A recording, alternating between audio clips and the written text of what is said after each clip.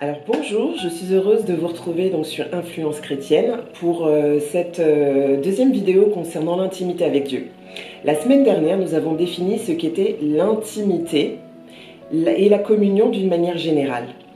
Et ensuite, nous avons défini ce qu'était l'intimité avec Dieu. Quels étaient les fondements? Il y en avait 3. Il y avait la démarche intentionnelle, la discipline et l'union avec Christ. Et nous avions aussi vu 3 types de relations que nous pouvions entretenir avec Dieu. On avait la relation d'amitié, la relation parent-enfant et la relation conjugale. Nous avons également vu pourquoi en fait aspirer à cette intimité avec Dieu, pour pouvoir l'entendre et pour être rempli. Aujourd'hui, nous allons voir déjà, donc en point numéro 3, comment cultiver l'intimité avec Dieu au travers de 5 habitudes spirituelles. Vous avez la lecture de la Bible, vous avez la méditation biblique avec l'étude biblique, vous avez la prière et le jeûne, vous avez la louange et l'adoration et en dernier le service. Alors, la première habitude, la lecture de la Bible. La Bible en fait est un livre prophétique qui nous explique l'histoire de l'humanité, de sa création jusqu'au jugement dernier et la création d'une nouvelle terre et de nouveaux cieux. À travers les différents récits qui y sont relatés, on découvre qui est Dieu, Dieu le Père, le Fils et Dieu le Saint-Esprit, ainsi que son œuvre comme la rédemption et le salut. Mais on trouve également le cœur de Dieu, son amour pour son peuple et la manière dont cet amour s'est manifesté, même lorsque son peuple se détournait de lui. Notre responsabilité pour développer une réelle intimité avec Dieu est de connaître qui il est au travers de sa parole et non au travers des autres. Une découverte personnelle. Comment? En ouvrant sa Bible et en lisant la Bible de Genèse à Apocalypse et non par des versets quotidiens envoyés par une application. Sinon, en fait, il y a une dimension d'intimité que vous ne connaîtrez jamais parce que la Bible, vous ne la lirez jamais réellement, entièrement. La deuxième habitude est la méditation de la parole et l'étude biblique. Alors, je mets les deux ensemble parce que pour moi, c'est vraiment un socle qui est complet. La première chose à faire, c'est toujours prier pour que le Saint-Esprit ouvre notre intelligence et notre compréhension et ainsi nous révèle les trésors cachés de la parole de Dieu. Comment la mettre en pratique dans notre quotidien, comment elle peut nous impacter et agir dans nos vies. Moi, lorsque je médite, je mets toujours en fait des louanges instrumentales en fond sonore. Je vais en profondeur ainsi dans l'étude en fait de la Bible, là où l'Esprit me conduit dans la révélation. Dieu me parle toujours dans ces moments avec lui car j'ai une grande soif de lui, de sa présence et de la révélation. Je vous ferai en fait une autre vidéo pour expliquer comment je m'y prends. La troisième habitude, c'est la prière et le jeûne. Alors la prière est une habitude spirituelle essentielle, fondamentale pour vous connecter à Dieu et vivre une communion avec lui. La prière, ce n'est pas qu'un temps avec Dieu où on lui adresse en fait une liste de demandes. C'est tellement plus que ça. En fait, la prière est ta connexion Wi-Fi. Une connexion Wi-Fi pour émettre vers Dieu et recevoir de lui. Pour connaître son cœur, recevoir les choses personnelles et profondes qui te concernent, mais aussi pour les autres. Si la connexion n'est pas établie ou si le signal est mauvais, tu ne peux pas recevoir de Dieu. Et pour que cette connexion soit bonne, il faut y consacrer du temps.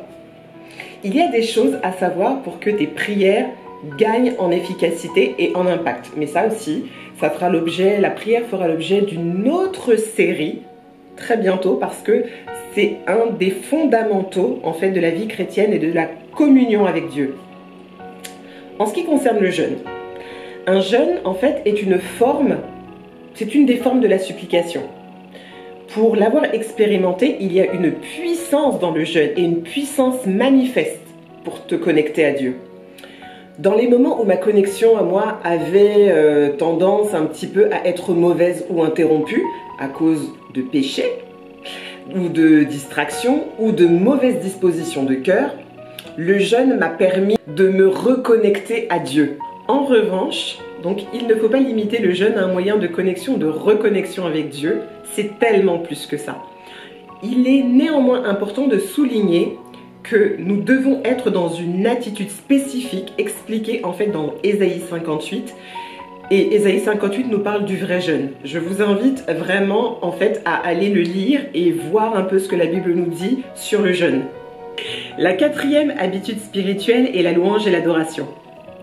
Le psaume 22,4 nous dit que Dieu siège au milieu de la louange de son peuple. La louange est donc un excellent moyen pour le chrétien d'entrer véritablement dans la présence de Dieu.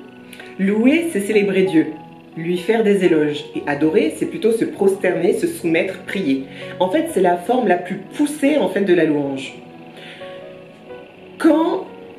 Je commence toujours en fait mes prières par la louange et l'adoration pour inviter sa présence. C'est comme si Dieu est dans sa demeure au ciel et de mon cœur s'élève un chant. Alors il se met au balcon pour écouter et pour voir d'où ça vient. Et cette louange et cette adoration qui émane de mon cœur ou de ton cœur lui est tellement agréable que sa présence te rejoint là où tu te trouves. Ça réjouit en fait le cœur de Dieu lorsqu'il est pur et sincère. Donc louer Dieu est donc un bon moyen pour inviter sa présence afin de le rencontrer. Ésaïe 43, 21 nous révèle que le désir de Dieu est qu'on le loue. Donc la louange brise également les chaînes de la captivité. Tellement il est puissant. On le voit en fait avec Paul et Silas dans la prison, dans Acte 16, du verset 23 à 26. Et la dernière habitude est le service. Parce que nous sommes chrétiens et que Dieu nous aime, il a fait un certain nombre de choses pour nous. Pas parce que nous le méritions, mais uniquement par sa grâce. Il a donné son Fils unique, notre Seigneur Jésus-Christ, à la croix, afin que nous soyons rachetés. Il nous a donné le Saint-Esprit pour que nous ne soyons plus seuls, que nous ne soyons pas orphelins et qu'il continue son œuvre en fait en nous. Le Saint-Esprit, pour accomplir notre mission, nous a donné des dons et des talents. Comme nous faisons partie du corps de Christ, nous devons utiliser ces dons et ces talents pour l'œuvre de Dieu, que ce soit au sein de l'Église ou en dehors. Le service pour Dieu est un devoir, mais également un privilège du chrétien. La parole de Dieu nous dit que la moisson est grande et qu'il y a peu d'ouvriers. Ces dons et ces talents doivent être utilisés et mis au service du peuple de Dieu, mais également pour évangéliser. Ce que Dieu a mis à l'intérieur de toi, il l'a mis pour un but. Je vous encourage à lire en fait la parabole des talents dans Matthieu 25 du verset 14 à 30 ou bien dans Luc 19 du verset 12 à 27. Le service en fait c'est un don de soi pour les autres par le Saint-Esprit. Le service c'est manifester l'amour de Dieu mais aussi participer à sa propre croissance et sa propre sanctification de manière volontaire, intentionnelle et active. Alors, maintenant nous allons voir les 4 obstacles majeurs à l'intimité avec Dieu. Alors, il y a le premier c'est la superficialité et la tiédeur. Le deuxième c'est ne pas mettre Dieu en fait à la première place. Le troisième obstacle c'est l'intellectualisation de Dieu et le quatrième c'est le péché. Donc nous allons revoir point par point. Donc le premier, la superficialité et la tiédeur. En fait, la superficialité, c'est un manque de profondeur dans notre relation avec Dieu. La superficialité est une malédiction de notre époque. La doctrine de la satisfaction instantanée est un problème spirituel primordial, a dit le pasteur Richard Foster. La profondeur dans une relation avec Dieu, en fait, nécessite authenticité, confiance et du temps. Apocalypse 3, versets 15 à 16 nous dit « Je connais tes œuvres.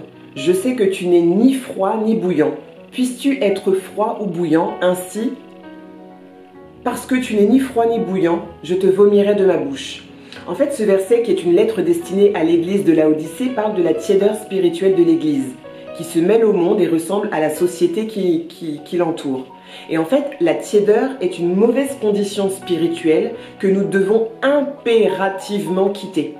Cette lettre, en fait, invite l'Église à se repentir de cette tiédeur et à se rétablir dans la foi et la communion avec Christ. Alors, le deuxième obstacle, c'est ne pas mettre Dieu à la première place. Nous devons choisir de faire de notre relation avec Dieu notre priorité absolue. L'intimité avec Dieu doit nous être aussi nécessaire que l'air que nous respirons. La non-priorisation de Dieu dans nos vies peut venir de nos distractions. L'excès de temps sur les réseaux sociaux, Netflix et toutes les choses similaires. Le troisième obstacle, c'est l'intellectualisation de Dieu. Alors, qu'est-ce que j'entends par intellectualisation de Dieu? C'est qu'en fait, au lieu de connaître Dieu de manière intime, dans une vraie relation de découverte, de partage ou d'intimité, on cherche à le connaître de manière intellectuelle. On se concentre sur l'information de qui il est plutôt que sur l'intimité que nous devons vivre avec lui. On peut savoir beaucoup de choses sur lui sans réellement le connaître et expérimenter son amour, sa bonté et sa fidélité. En fait, si vous lisez la Bible de manière intellectuelle, vous n'irez jamais à la rencontre de Dieu. Vous connaîtrez son œuvre, ses promesses, mais vous ne pourrez pas les vivre. La Bible, en fait, est esprit et vie. C'est la parole de Dieu. Et il faut connaître Dieu par révélation. Dieu se laisse trouver par ceux qui le cherchent d'un cœur sincère. Du coup, cette connaissance de lui n'est pas superficielle, mais elle est personnelle, intime et profonde. Le dernier obstacle à l'intimité avec Dieu, c'est le péché. Et même le péché non confessé. Certaines habitudes et attitudes peuvent nous éloigner en fait de Dieu et nous maintenir dans un isolement spirituel. Nos pensées, nos paroles, nos sentiments et nos actes. Quand vous avez des pensées, des paroles, des sentiments et des actes, vos pensées peuvent vous condamner. Des sentiments de colère, etc. aussi. Les paroles, évidemment, et les attitudes qu'on peut avoir, impudicité, etc. Ces actes-là aussi, en fait, faits de manière régulière, peuvent être des obstacles, en fait, à notre intimité avec Dieu. La parole de Dieu nous dit dans Ésaïe 59, au verset 1 à 2, « Non, la main de l'Éternel n'est pas trop courte pour sauver, ni son oreille trop dure pour entendre. Mais ce sont nos crimes qui mettent une séparation entre vous et votre Dieu. Ce sont vos péchés qui vous cachent sa face et l'empêchent de vous écouter. » Confesser nos péchés à Dieu les amène à la lumière et ouvre notre cœur à recevoir son pardon, qui en fait nous rétablit dans notre intimité avec lui. 1 Jean 1 verset 9 nous dit « Si nous confessons nos péchés, il est fidèle et juste pour nous les pardonner et pour nous purifier de toute iniquité. » Donc voilà. Donc la semaine prochaine, pour la dernière vidéo de cette série, nous verrons en fait quelles sont les conséquences de l'absence ou de la perte d'intimité avec Dieu. Et nous ferons aussi du coup un état des lieux, une mise en pratique pour aller plus loin en fait dans notre relation avec Dieu. J'essaierai en fait de rentrer en profondeur, vous donner en fait des pistes de réflexion concernant cette intimité. Et donc voilà, j'espère que vous avez été édifiés et on va prier. Seigneur, je veux te rendre grâce pour mon frère et ma sœur et pour cette série en fait que tu m'as donné de leur transmettre. Nous voulons, Seigneur, au travers des différents enseignements concernant l'intimité avec Dieu, nous rapprocher de toi. Que ton Esprit Saint vienne en nous et nous apprenne, Seigneur, comment en fait nous connecter à ton cœur et garder une connexion permanente avec toi. Nous voulons, Seigneur, au travers de cet enseignement, comprendre quels sont les obstacles qui nous empêchent d'entendre ta voix et de suivre ta voix, de t'obéir, en fait, dans tout ce que tu nous demandes. Nous voulons, Seigneur, comprendre quelles sont les clés, en fait, pour demeurer, en fait, dans ta présence et pour pouvoir faire la volonté, Seigneur, que tu as mis dans notre cœur. Merci, Père, en fait, de continuer de nous édifier semaine après semaine et de nous transmettre, Seigneur, les fondements de notre vie chrétienne et les fondements, Seigneur, de notre vie avec toi. Dans le puissant nom de Jésus-Christ. Amen. Voilà. Alors n'oubliez pas de vous abonner, de partager, de liker et je vous dis rendez-vous la semaine prochaine pour la suite, la dernière partie en fait de cette série sur l'intimité avec Dieu. Bye bye.